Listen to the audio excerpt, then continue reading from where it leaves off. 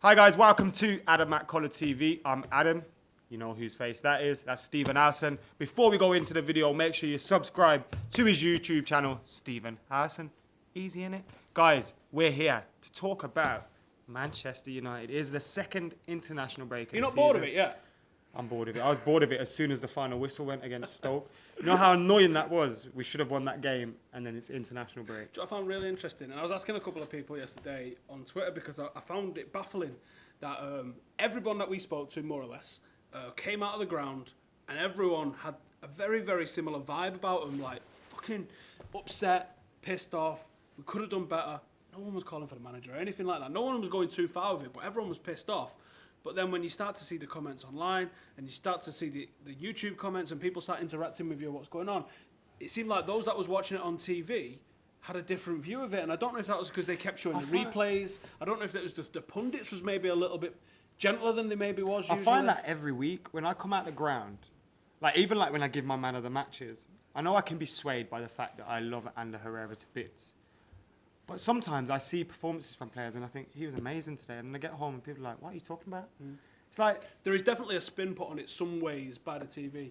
And I think that does sway some of the people that are watching TV. We can't help it. If they keep replaying, let's say Dave made the mistake for the goal, and if the TV pundits analyse it to death and keep showing you how bad it was, and maybe, especially Match of the Day, don't show some of the saves that he does during the match, then that can create a narrative for people. And I think that there might have been an element of that this weekend because it was such a stark difference between those at the game and those that watched on TV that I can only put it down to some of the pundits saying something. And I think that's why as well, a lot of the fans that go to games have been on the back of Wayne Rooney over the years. I don't want to go into this topic a lot now, but it's because we can see his overall contribution from the stands is different. I suppose it's like when you watch player cam or... It's like on FIFA when you have different cameras, you can... see the game differently. There's a reason why scouts go to games and they don't watch them off TV, because you can really drill down into what a player does. I love watching player positions off the ball. I love watching. I will spend a lot of the game not following the ball most of the time. I'm looking at what one guy's doing. I'm focusing on what one guy does, and I think I always say to Jayden, like Jayden plays central midfield, so I'm always saying to him, watch what Herrera does, watch what Carrick does, just watch their movement off the ball. I'll tell you that story about Jan, my friend who plays for Liverpool. Unfortunately, he plays for Liverpool. But Jan, I remember he was a kid and he was with our football team in the pub after a game we had. And he was watching Berbatov, who was at Spurs at that time. And he was like, look at his movement. And this was a little kid. And you knew from that time, obviously he has a natural talent, but you knew he understands the game on a different level that he will achieve things. And I think when you're watching younger players, particularly academy level, under 21, under 18s, their off-the-ball things are sometimes more impressive and what catch your eye more than... And that's what makes a good player. There's a little kid that plays with Jayden, and he's this close to being signed for City. He's a City fan as well. And it's one of them. He's a nightmare of a kid, so I'm not going to give you his name. He's an absolute nightmare of a kid in terms of how naughty he is and everything like that. But I used to coach Jayden's team, and I was standing at the sideline with him in a cup final. And you had to play one team in the first half and a totally different team in the second half, just the mad rules that they have. So we've saved him for the second half. And we're watching the game and he stood next to me and he went, he did that wrong then. And I went, what do you mean? He goes, and I can't remember what trick some kid did. Kid did a trick and it was a good trick, but it didn't open the space up for him. It was just sort of like a trick for the trick's sake. And I went, what do you mean? And this is a 7-year-old child that I'm talking to. And he goes, well, I would have done this, and this, and then I would have had all that space down the wing, and I got around the back and I got across it, and I was just looking at him like, ridiculous. What the hell? This is a kid that, it reminds you of Gaza, the way he just runs through. Brilliant dribbler of the ball. Not Gaz Drinkwater, by the way. Gaza, the real Gaza. He's a good footballer, and that's what I liked about him the most, is that he's got a good footballing brain on him as well, and that he's thinking about stuff that, I'm looking at the rest of these kids, none of the rest of these kids are thinking about stuff like that at all. And I was really impressed the way... So I quizzed him a little bit more and I drilled down into it, and I was saying, like, why did you do that? Why did you do that? Why are you thinking that? And he's like, if I do this, the defender's going to do that. And there's not enough space between that defender and that defender. I'm like, 7! It's reading the game, innit? 7 Having years said old. that, you were very critical of United on Saturday, was it? And Sunday or whatever day it was. And you've got criticised for that on YouTube on the comments. Do you feel you maybe reacted a little bit more? Because I was really gutted after that game. I felt like we lost. I'm going to pull up Full Time Devils website for you, and I'm going to show you something that I think is really important. Have you seen things from the team this year that have made you happy? Yeah, I have. We've took steps forward, but we've also stagnated in places, and I am seeing what happened under Louis van Gaal last year that people was kicking off about. People are excusing this year under Jose Mourinho, and I hate that. When people say you used to go too hard on Young and Fellaini, it was because I'm always trying to offer the balance. If someone goes too far on one way, I automatically want to go the other way because it's always an overreaction. There's never this grey area, and I like to live in the grey area because everything is nothing's ever amazing or shit. It's always like with Rooney, in the middle. Yeah. He's not finished. Yeah. He doesn't have to play, but he's in the middle area, somewhere. Yeah, so what I saw against the team, and I couldn't put it into words until I found this graph, which is what I did an article on yesterday. So against Leicester, you will see this big fat line that's coming into Zlatan from Pogba, and there's also one coming here from Daley Blind into. Don't put that there. I'll screenshot Zlatan. It and put it on the screen. Right. And it was just much more fluid play coming into the 9. What you'll also notice on that graph as well is that Marcus Rashford was ahead of Zlatan. Now, when we look at the graph... I'll put these graphs on the screen. I'll put the link in below for the article as well. Make sure you check out the Full Time Devils website. But essentially, there's almost a non-existent line between Pogba and Zlatan, which means that we wasn't moving it through the thirds the same way that we was against Leicester. And that, I couldn't articulate that because I was so mad right after the game that we wasn't as fluid. And that's what I saw. I saw it, but I couldn't get out of my face. Do you think it was Zlatan's tendency to drop deep? No, because he was dropping deep against Leicester, but what happened against Leicester was he was dropping deeper, bringing the defence with him and allowing Rashford to exploit the space behind him. Rashford wasn't exploiting the space behind him because Stoke had come so far deep, and that's where we need to have another plan. That's where we need to have, I think, a Mkhitaryan, someone that's good enough and able enough to run with the ball at his feet, get out of defence, because once you start committing players, once you can dribble, this is where you always need that magician in a team, Joe. So someone to unlock the defence, but you need that. A Gareth Bale, a Mkhitaryan, someone that will go, I got this, yeah?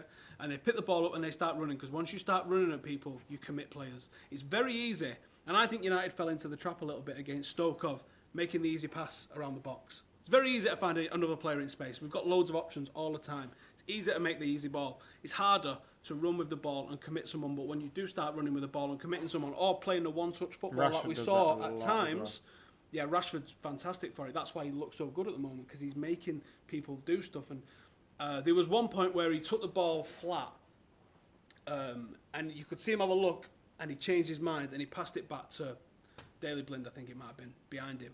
And I said to my dad, the one thing he needs to add to his game is to receive the ball stationary like that, and turn and go, and beat men. Once he does that, he's going to be deadly.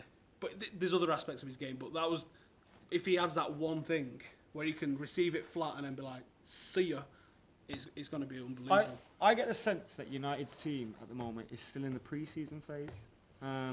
In a sense that some players are catching up, some players haven't played. Pre-season was like that long though, wasn't it? I know, but that's what I mean, like Mkhitaryan, Luke Shaw, like a lot of players are still touch and go on fitness. A lot of players haven't played game time, so we can't select them. Is that a result of the lack of a pre-season? Is that a result of the way Jose Mourinho works? Because we've seen Chelsea had similar issues. Do you think that's an issue, or do you think it'll just take a little more while for us to get going? So I was thinking about this the other day. Where was I? I'd pulled into the petrol station. I think I had Talk Sport on, and they was talking about pre-season. Fergie didn't sell you, did you, when you got in that petrol station? No. All right. Happened to Yapstam, you see. They was talking about pre-season, and I remember thinking, pre-season is often overestimated in terms of what you can do in terms of laying down a base level of fitness. You can't lay a base level of fitness down in 5 weeks. That's going to last you 9 months. You have to continually do it. Now, yes, you will go harder on that, but I wonder if there's a lot of old school mentality in thinking that you have to slog the lads in pre-season rather than have a sensible approach to fitness. I imagine Tony Pulis does stuff like that. Like, yeah. All right, lads, laps. Yeah. And it's like, there's... Or he's probably the complete opposite way. Like Sam Allardyce, you imagine he's like that, but he's actually like one of the first on sports science and stuff. My mate's the strength and conditioning coach at Southampton. He's called Alex Gross. He sits on a bench, which is mind-blowing to me, that he sits on a bench for him. He came from Leeds Rhinos. He was the strength and conditioning coach at Leeds Rhinos. Now he's at Southampton. I'll speak to him about it. I'll see if I can get him on a podcast or something like that to talk to him about how clubs do this. Because that guy has no time off at all. As soon as the season ends, that's him. He's got to start planning pre-season. Like, the guy has no time off. I think he said he had a week off in May at the end of the season, but he had to have had his reports submitted about what he was going to do. And obviously, they had a manager at the end of the season, but that changed. So, I mean, I bet he was lucky to hold on to his job, because when a new manager comes in, they like wholesale changes, don't they? But I'd love to know what goes through, what the planning is, and because he spoke to me a little bit about the periodisation that you have to do, and the way that you have to get them up and down for games. And there's something in the constant changing of the times that isn't good for footballers. And one of the reasons I think that the Liga teams do good in European competition is that a lot of the Liga games kick off at 6 and 7 and 8 o'clock at night. They don't go from playing at 8 o'clock at night one day to playing at 12 the next. To playing I hate them early games. I'm still half asleep, so imagine what the players are like. Yeah. Must be weird. Remember Rooney's famous tweet? 12 o'clock kickoffs are wrong. It's hard to stuff pasta down your throat at 9 a.m. And it's like, it's one of those weird, like... People laugh and be like, 300 grand a week, I'll fucking eat rocket. Yeah. I'll eat shit in the morning for breakfast if you want. But you've got to remember, that there's a reason that professional boxers, if they've got a fight in Vegas, they'll move out to Vegas 6 weeks beforehand, and they will start training at 9 o'clock at night over there instead of 5 o'clock in the morning over here, because they have to get their body used to peaking at certain times. And when you're changing that peak time from 9 hours difference sometimes, that's hard to get up for. And as much as you go, well, I'm on 300 grand a week, I'll live with it. Yeah, obviously they do live with it, and obviously they've got very privileged lives, and they fly and travel first class everywhere they go. I'm just saying that these are factors that we don't often mitigate. And Duncan Edwards, it was his birthday recently. And we've just thrown out a plaque out there in Dublin, Dudley for him. And he famously played over 100 matches in one calendar year for the Army. He was doing national service at the time, but I think he was mostly just playing sport. For United and for England in one calendar year, 100 matches. Now, he was not travelling in first class travel, and he was... travelling with fans and stuff like that. He was on trains that would have took 12 hours to get from Manchester to Birmingham. So, I mean, that's a guy that different game, though, then. Yeah, but they're doing... Anyway, back to today. Back to this kind of review thing. Where do you want to see us improve in the next couple of months? I want to see the team playing more than the sum of its parts. Because what I see from Liverpool, as an example at the moment, I see the sum of their parts being less than United, but the team as a whole is playing better football, more effective football than United is. Is that a result of them having the extra year under Jurgen? And is that a case of United, or now maybe we're not going to see the best of us until next season? I hope not. I hope not, but I mean, all the evidence points to the fact that you need that year, 18 months to implement your philosophy. But then you've got the Guardiola factor. He's got quite a radical style of play. Is the fact that he probably knew he was coming in back... Well, the players knew he was coming in back in January. Was he in communication with the players? I get a feeling, that things because of the way that's so different, their style, I feel it's kind of hit a lot of people. It's shocked people, Players? Yeah. Their players are fresh and fit at this time of the season. I think when it comes to December, January, he hasn't had the benefit of a winter break like he's used to in Spain, Germany. I think City could start to come undone then if their players start picking up injuries, knocks, and... Well, I got Time Hop on my phone, and I saw a tweet that I sent out last year. That's when City was flying, the same way they're flying now.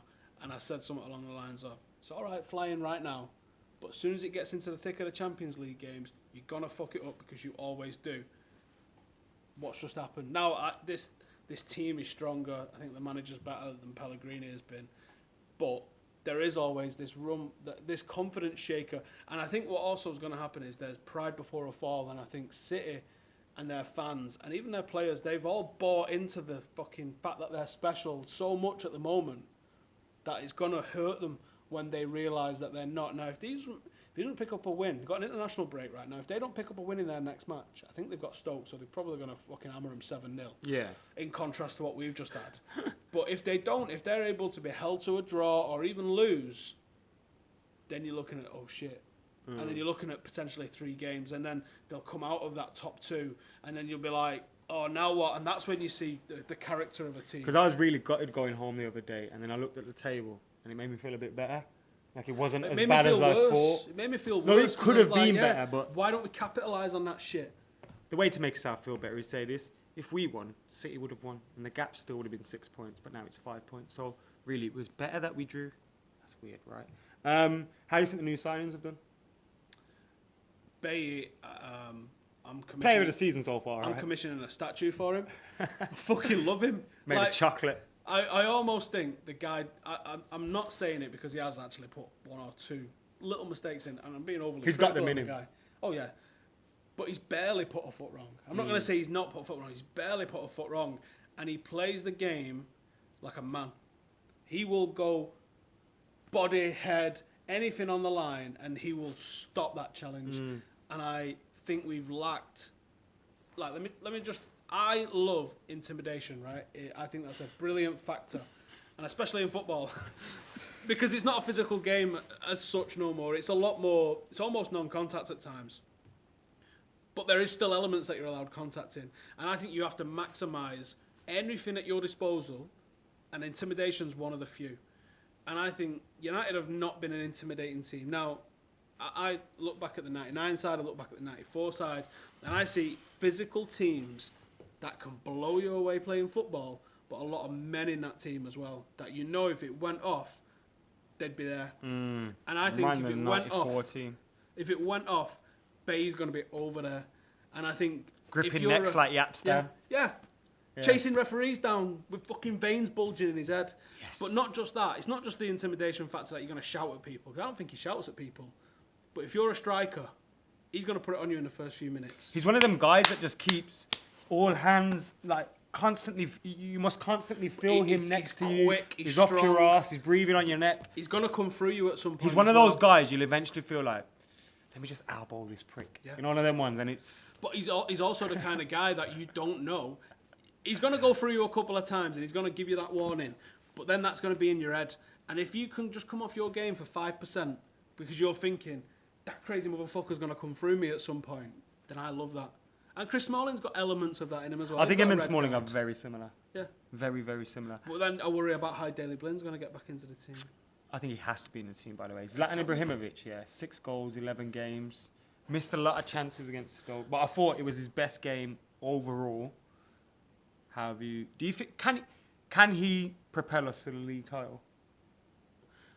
I said on my fan cam then I don't think we can win the league. Yeah, that's what that was going to be my last question to round this up. So I may as well ask you both of them now. Right. Can we still win Well, the let league? me finish on the signings a little bit then, because we got Mkhitaryan. I haven't seen enough to make a judgment. I was very impressed with how he performed at Wigan, and I was like, can't wait to see this. He was awful against City. Hull, when he came on in that second half, I thought he was good. Yes, yeah, he did, yeah. And I think I remember saying that's the player that Wayne Rooney should be. The sort of things that he was doing, the way he was running with the ball. I wish Wayne Rooney was as good as he is. He was pulling strings. He was making things happen. So yes, I've been impressed, but I got to see him. I got to see him play half a dozen games now. This is what I need to see next from him. Paul Pogba, as Binsey said, get off his back just because he cost 89 million. He's a great footballer.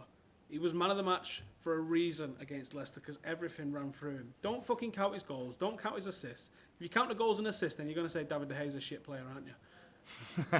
That's not what he's bringing to the table. You see the stats that Dave chucked out after the Stoke game? Yeah, about the dribbles he's took, interceptions, all the rest of it. Yeah, he's doing a decent job. He was clumsy against Stoke. That's what I think I said in my fan cam. It looks like he's wearing boots that are 2 sizes too big. Snatched at his chances as well. Yeah, it could be anything. It could be anything. It could be settling in. It could be finding an house. It could be a number of factors, small things. It's readjusting to the Premier League as well. He's come from Italy where all the players are like 38. Yeah. They're all very slow. It's a lot slower. Some games are fixed. Well, they are. Allegedly. No, not allegedly. They are. They were. They were, yeah. I suppose you could say at least they were. You could understand him taking time to adapt. And I think also the price tag shouldn't take away from the fact he's still a young player. He's still alongside the likes of Martial, Luke Shaw, who will have dips and 1% difference in his gameplay at weekend, and he might have scored 2 goals. Yeah, he should have. He should have. The header, the play shot from outside. Yeah. But I feel that day, Zlatan scores after the first minute. He has it's 5-0. then Pogba's next one's going in, the next one's going in, the next one, and it's like Roma 7-1 again. Oh yeah, we're going to absolutely steamroll. That's going to happen very soon. The one off Jesse, I mean, that was an unbelievable save. In fact, as Zlatan went through, I grabbed hold of my old man and I went 1-0. Yeah. Fucking hell! I was celebrating that. Like I looked at Jess running away and I thought he was celebrating. Like it was like boom, boom, boom. Their goal, by the way. It was, you know, when someone scores at Old Trafford, I always expect the flag to get raised. Yeah. Because it just like goes quiet and it's like...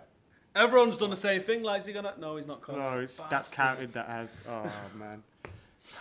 I think that hurt more that day because we genuinely feel we're title challengers this year. So the fact those 2 drop points could mean a lot come the end of the season. That was it. That was why I came out pissed off because I look at the City game and City blew us away for maybe the first half hour of that game, but we had our chances in that game. And again, it's down to being clinical. If it goes in at half time 2-2, Jesse and Zlatan, the pair of them between them should have fucking put that ball in the net somehow. How that didn't go in, I don't know. The keeper had mistakes in him all day long. Like, he had a great game, but he did have a few. The second half goes different. If it's 2-2 past Wayne Rooney in the second half. Oh. At half time, 2-2. There's only one team going on and winning that, and they don't come from Stockport or playing blue, and they held on for dear life. But they're celebrating, going on the back of that. Oh, we've won how many games in a row under Pep and all the rest of it. And then we saw it against West Ham with them. They was vulnerable. We saw it in multiple games with them this season, and it took Celtic to show someone how to actually just keep the pressure on them and go for it. Yes, they're going to get behind you. Yes, they're going to have chances, but no, they're not that good. Are Tottenham... Do you think Tottenham... When this season, United and City have been touted as the main dogs, yeah? Mm-hmm. Are Tottenham there with them? I thought Tottenham was going to come out at the top. The way they finished the season... A lot of people would say that's a stupid question because a lot of people sitting at home will say, oh, Tottenham are going to finish above United, blah, blah, blah. But people saying United and City were the title favourites, so Spurs... I don't really realistically think you can say any team is favourites for this. Arsenal are going to have a say in this title. Chelsea will still have a say in this title. United and City are going to have a say in this title. We will get over it and we will find form and we will put a run together. Liverpool are going to have a say in this title. And you have to say that Spurs are going to have a say in this title. The way they finished last season, I thought, there's not going to be that much about them. But they've started this season fantastic. They're unbeaten. I think the signing of Wanyama was a good one as well because last season they were putting like... What was his name in midfield? Some shit players. Like their backup players weren't that good. Well, that website that I just shown you before, 11 Tegen, I think it's called. It's a Twitter account that shows the influence and pass maps and stuff like that. And as I was scrolling through to get United's to embed it on the website, the Tottenham one was on there. And I had a look at the Tottenham one, the City one. It's very interesting because you can see how teams play. And Liverpool's, you'll see it, like there's a baseline around Henderson forward, where all the thick lines are. That's showing lots of interplay around their forward players and midfield, which is good, right? City have got a lot of possession, but the 2 fattest lines are bravo to the 2 centre-halves. They're holding possession in their centre-halves. That's not impressive. That's because they play out from the back though, right? No, it's that they pass it around. They will keep the ball in their half. They're not Barcelona. They're not playing with it on the edge of your box. They are playing with it in their half or on the halfway line.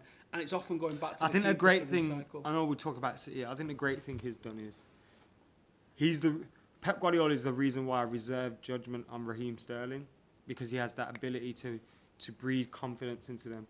I think Jose has the ability to do that as well. We'll see. Really, yeah. It hasn't clicked yet. But I think Jose's job was a lot bigger than... Oh, hang on, I didn't finish what I was saying. Yeah, so Tottenham. So what I saw with Tottenham had a lot of play that was deep around the outsides and stuff. And then into the forwards. But Wanyama was this island on his own. There was no balls coming in or out of Wanyama. And I said to Chris, I think Wanyama's in there literally as a destroyer. And then he just feeds the ball to whoever's closest to him. But I think he was in there purely as a defensive duty because he was involved in a lot of people were influenced by Kante last season as well. It was like when Chelsea had Makelele and then it was like, oh, Makelele roll. I think it was one of the things I hated about football around that time when the introduction of defensive midfielders started to come in. And you started to see a lot more tight games. You had that World Cup where Spain won it, scoring 8 goals. Like that Spain team is often rated as the best ever, and I can't agree with that at all. We have spoken a lot. Let's come to the end. How are you feeling about the season so far? What are you thinking about the team? What are we missing? Are you looking forward to January because we can bring some players in? Do you think someone deserves an opportunity that hasn't been? Yeah, I think Morgan. We've got a big month coming up. I think Morgan Schneiderlin deserves an opportunity. Can't wait to see what Mkhitaryan's going to bring. Like we said, we've got options all over the pitch. That's a problem. Sometimes you can have too many players of similar ability where it's not an obvious, if I'm fit, I start sort of thing. Sometimes it's good if people are in form and out of form. But sometimes you almost want to know what your starting 11 is going to be if everyone's fit, and then have that knowledge that that team's going to play well without having to go, well, he could play this week, he could play that week. You've seen it when we had Lingard and or Lindegaard, and De Gea was sort of vying for a position at once. Basically, what it meant was you had two keepers that weren't playing well, and that's what you can often end up with. Sometimes you want someone to go and own a position. Jose's always had very settled, at least like a nucleus of his team. 7, 8 players would be the same ones every week. I mean, we got a problem with Luke Shaw or Daley Blind or Smalling or whatever. One of those probably gonna have to miss out because I think Bay's owning that position. Arguably, Valencia's owning that position. So someone's missing out there.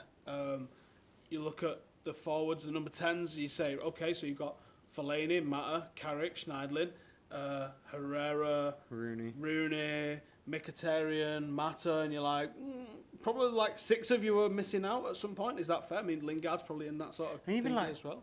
Ashley Young ahead of Memphis. Yeah. Like, that's Memphis really frustrating. Out. I feel sorry for Memphis, man. Marshall might have to miss out. Rashford might have to miss out. Not all of these players can play at the same time. And I think it's going to suck. I mean, we're not even talking about Bastian Schweinsteiger, who has clearly just gone full Clash of Clans. That's done, now. isn't it? Yeah, he's doing all his game of, what's it? Clash of Clans. Clash of Clans. Just dressing up like a knight and standing around in fields for adverts. I mean, he's got the medals, so if you say anything to him, he'll just say, go fuck yourself. But it's sad to see that. It is sad to see. And especially when we were playing, so, like, I still think he could offer something in that midfield. Yeah. He could do and a offer dozen games. Big thing. Like, you see how Zlatan is for Rashford? Yeah. Could Bastian not be that for Pogba? Yeah. Like, you know, because Pogba, in his time at Juventus, he had Pirlo, Marchisio, all these central midfielders that were quality, experienced, and could teach him a lot. I think Bastian's also another one of them.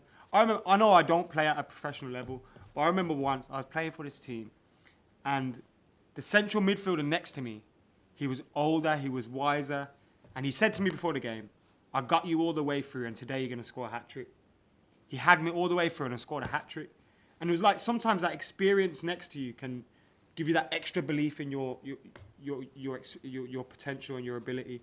And I think he just needs that sometimes. Maybe sometimes if he's playing with a Fellaini, and Fellaini's not very good, and I hate to take the piss out of Fellaini, but it's not very good. Right. Can we still win the league? Are you going to retract your statement from after Stoke? No, I think it's done. I think it's going to be too difficult from this point because, as much as I think we can put a run together, I think there's other teams that are too good that are going to put better runs together at the moment. I mean, yeah, it can change, but I just think it's only 5 points between us and City. If we beat City, it's not 5 points. It's not 5 points, and it's not 5 points just between City as well. You've still got Spurs. You've still got Arsenal in there. It's not 5 points. I don't like people saying that. It's 5 points now, right? It's 5 points now in October, right? And we've been done by Watford. We was almost done by Hull. That paper, like last season, we said papering over the cracks about every 36 minutes, didn't we? After every win. Yeah, there's cracks getting papered over with some of the wins this season already. So I think it was coming, a result like that. And I think there's more to come. That's what people go, oh, if we go on a run, yeah, all right, if we win the next 31 games, I'm sure we'll be champions. We're not winning the next 31 games. We're going to lose more games. And I think we're going to lose. I think because we don't look like we're ready to click into gear just yet. That's why. Do you think maybe it could be a good thing for the team if we, say, are out of the title race and can focus on just building a team and building the team tactically? If we can put in a decent performance and end up putting together like the sort of run Arsenal did last year. You know, the second time Jose went to Chelsea and his first day was like, we ain't winning the league. And he used it to build his team. And then they won the league. I think if we could do what Arsenal sort of did last year, a few decent performances, kind of be out of it, but then finish strong and start this following season strong. I hate fucking throwing a league away in October, but you've got to be realistic. you have to be realistic and you have to say there's a lot of quality in this league at the moment and not enough success to go around. And winning the league is the success. Because if City win the league and we win nothing, are you going to come in second? Is it? Fuck, right? If Arsenal win this league or Liverpool win the league, it's going to feel like the biggest kick in the bollocks ever, innit? So the only way to prevent any of them winning the league is by us winning the league. That's the only way. It's not going to feel like a Chelsea kick win in it the and then balls. it's just like... Yeah, or It's only Roman Abramovich. if Leicester or Spurs maybe win it, maybe it won't feel so bad. And then you can look to kick on. But if City, Arsenal, Chelsea or I Liverpool just pray win to God Arsenal and City and Liverpool just don't win it. Mainly it's Liverpool and Arsenal. Right, I'm going to end it on a positive. I still think we can win the league. But basically, guys, we are done. Hope you've enjoyed the chat. Before I go, end of this week, we're filming a FIFA video, which will be on this man's channel. FIFA 17 head-to-head. If you've got a forfeit for that, maybe they could get it in the comments. Yeah, give your ideas for forfeits. What do you want us to see for a 3-0, a 5-0, and a 10-0? Or even basically, the loser. Or like What a does the 3 on loser have bounce, to do? Yeah, something just if it's a small win, like a 2-1 or something like that, maybe we have a little forfeit. But if there's, I want to see some good ones for you. Yeah, get your 5, forfeit 10-0s, and I think if we have a 3 or a 5 on the bounce as well, if you lose 3 or 5 games consecutively, I think that needs a forfeit. I think we'll do forfeit FIFA once every month. Yeah. Me and Steve will. And the first one will be this week. So make sure you subscribe to Stephen Arson on YouTube. Make sure you subscribe to Adam McKola TV. Get your comments in below. Let us know what you think. Can Manchester United still win the league after this season, the way it started? What are you happy with? What are you unhappy with? What do you want changed? Anything else? Yeah. See you later.